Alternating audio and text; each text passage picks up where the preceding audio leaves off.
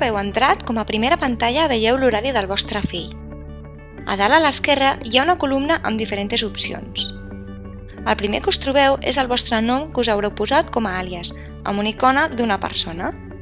Després el nou usuari us permetrà entrar com a un altre usuari.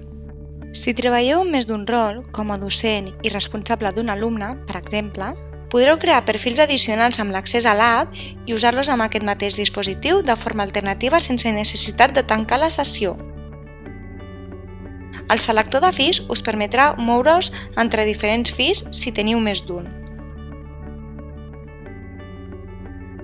La versió d'escriptori farà possible poder passar a la versió web. També teniu un accés directe al calendari que el veurem més endavant.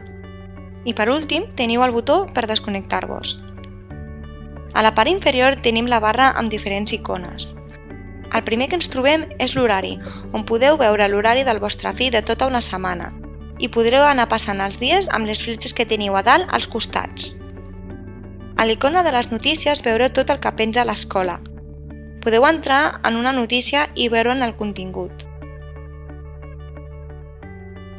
A l'icona de les fotos podreu veure els àlbums que vagin creant l'escola. A l'icona dels missatges tindreu el correu intern però no us podreu comunicar amb l'escola. A dalt tenim els missatges rebuts, enviats i eliminats. També podeu crear un de nou amb el signe més. Que sapigueu que a baix a l'icona apareix un petit número avisant que us ha arribat un missatge. A l'icona del dia a dia ens trobem amb 3 pestanyes. La de paràmetres, on veurem un resum de paràmetres que tinguin configurats els professors segons el que volen valorar a la seva classe, com deures, participació a classe. Els paràmetres diaris, que són els mateixos paràmetres d'abans, però només d'aquell mateix dia. I les notes, on tindreu un resum per matèries de totes les notes que té el vostre fill. A dalt podreu seleccionar la valoració que voleu veure. A l'icona del calendari veureu si l'escola penja alguna cosa com un esdeveniment, una festa o alguna nota a l'agenda. Per acabar, a l'icona de recursos teniu també 3 apartats: el suro, les recomanacions i les carpetes.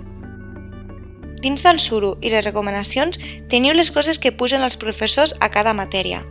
Cal avisar que no surt cap notificació quan pugen alguna cosa.